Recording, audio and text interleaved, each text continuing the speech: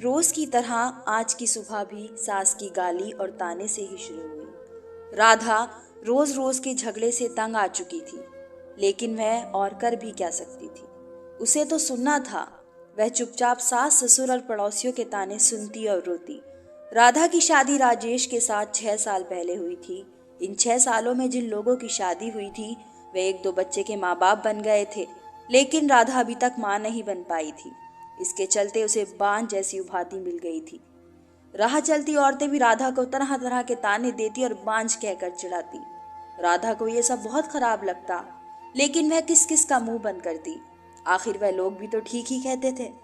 राधा सोचती, मैं क्या करूं? अपना इलाज तो करा रही हूं, डॉक्टर ने लगातार इलाज कराने को कहा है, जो मैं कर रही हूं, लेकिन जो मेरे बस में नहीं है उसे मैं कैसे कर सकती हूँ। एक दिन पड़ोस का एक बच्चा खेलते खेलते राधा के घर आ गया।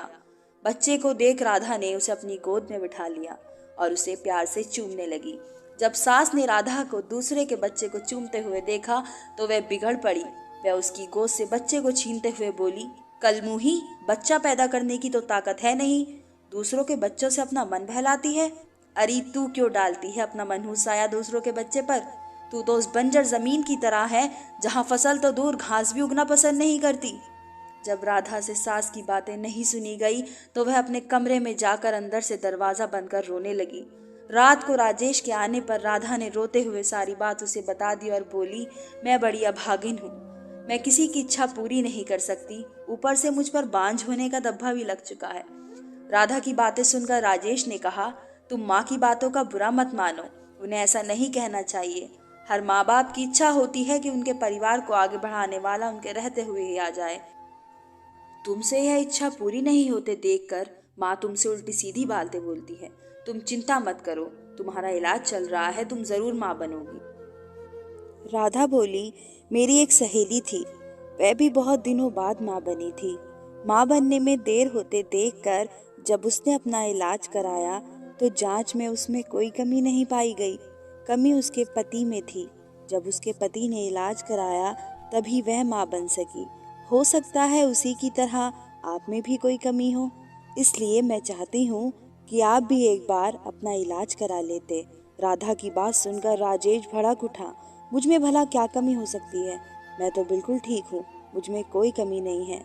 मेरी चिंता छोड़ो, तुम अपना अच्छी तरह इलाज कराओ। मैं मानती हूँ कि आप में कोई कमी नहीं है, लेकिन तसल्ली की खातिर राधा ने सलाह देने के ख्याल से ऐसा कहा, लेकिन राजेश ने उसकी बात को बीच में ही काट दिया। नहीं राधा, तसल्ली वगैरह कुछ नहीं, मैंने कहा ना कि मुझ में कोई कमी नहीं है। राजेश ने उसे डांट दिया। पति के भड़के मिजाज को देख राधा ने चुप रहना ही उचित समझा।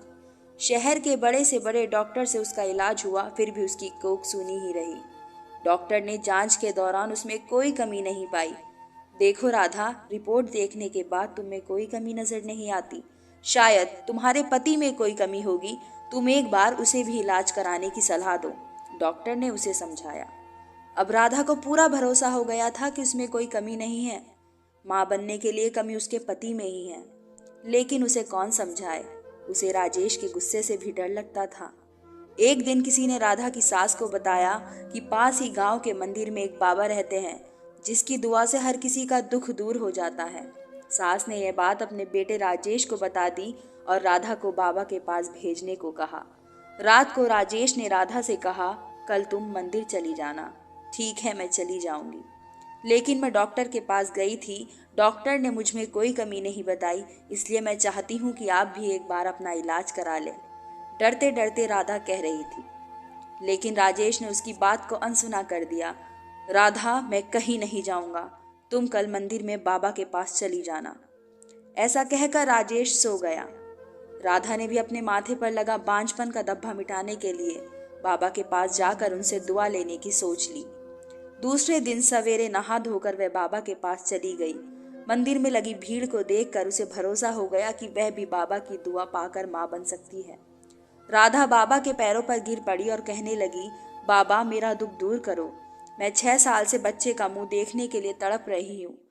उठो बेटी, निराश मत हो, तुम्हें औलाद का सुख जरूर मिलेगा, लेकिन इसके लिए तुम्हें माहवारी होने के बाद यहाँ 4 दिनों तक रहकर लगातार पूजा करनी होगी। ठीक है बाबा, मैं ज़रूर आऊँगी। राधा खुशी से घर गई। घर आकर उसने सारी बातें अपने पति को बताई। मैं कहता था ना कि जो काम दवा नहीं कर सकती, कभी कभी दुआ से हो जाती है। बाबा की दुआ पाकर अब तुम ज़रूर माँ बनोगी, ऐसा मुझे भरोसा है। तुम ठीक समय पर बाबा के पास चली जाना, राजेश ने खुश होते हुए कहा। राधा अब बेसब्री से माहवारी होने का इंतजार करने लगी। कुछ दिन बाद उसे माहवारी हो गई। माहवारी पूरी होने के बाद राधा फिर बाबा के पास गई। उसे देखते ही बाबा ने कहा, बेटी, जैसा कि मैंने तुम्हें पहले भी कहा था कि यहीं रहकर 4 दिनों तक लगातार पूजा करनी पड़ेगी, तभी तुम माँ बन सकोगी। जी बाबा, मैं रहने के लिए तैयार हूँ। ठीक है, अभी तुम अंदर चली जाओ। रात से तुम्हारे लिए पूजा करनी शुरू करूँगा। अपनी चाल को कामयाब होते देख बाबा मन ही मन खुश होते हुए बोला। रात को बाबा ने राधा से कहा, बेटी, इस पूजा के दौरान कोई भी देवता खुश होकर तुम्हें औलाद दे सकता है। इसके लिए तुम्हें सब कुछ चुपचाप सहन करना पड़ेगा, नहीं तो तुम कभी माँ नहीं बन पाओगी। जी बाबा, मैं सब कुछ करने को तैयार हूँ, बस मुझे औलाद हो जानी चाहिए। राधा के इतना कहने के बाद बाबा उसे एक कोठरी में ले गए, जहाँ हवन कुंड बना हुआ था। उसमें आग जल रही थी। बाबा ने उसे वहीं पर बैठा दिया और वह भी बैठकर जाप करने लगा। कुछ देर तक जाप करने के बाद बाबा ने कहा, राधा, देवता मुझ में समा चुके हैं। वह तुम्हें औलाद का सुख देना चाहते हैं, इसलिए तुम चुपचाप अपने बदन के सारे कपड़े उतार दो और औलाद पाने के लिए मेरे पास आ जाओ। वह तुम्हें दुआ देना चाहते हैं। राधा ने यह सोचकर कि बाबा में देवता समा चुके हैं और देवता जो भी करते हैं गलत नहीं करते, इसलिए उसने अपने बदन के सारे कपड़े उतार दिए। बाबा उसके अंग से खेलने लगा और उसे दुआ देने के नाम पर उसकी इज्जत पर डाका डाल दिया।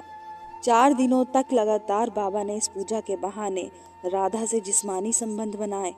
5वें दिन बाबा ने कहा, राधा बेटी, हमारी दुआ कबूल हो गई, पूजा भी पूरी हो गई, अब तुम जरूर माँ बनोगी, तुम घर जा सकती हो। बाबा की दुआ लेकर वह खुशी खुशी घर लौट आई। 9 महीने बाद राधा माँ बन गई। उसे बाबा की दुआ लग गई थी। उसके माथे से बांझपन का धब्बा मिट चुका था। घर के सारे लोग बहुत खुश थे। राजेश को अब पूरा यकीन हो गया था कि उसमें भी बाप बनने की ताकत है, लेकिन सच्चाई से सभी अनजान थे। राजेश ने अपना इलाज ना कराकर अपनी पत्नी राधा को बेच दिया।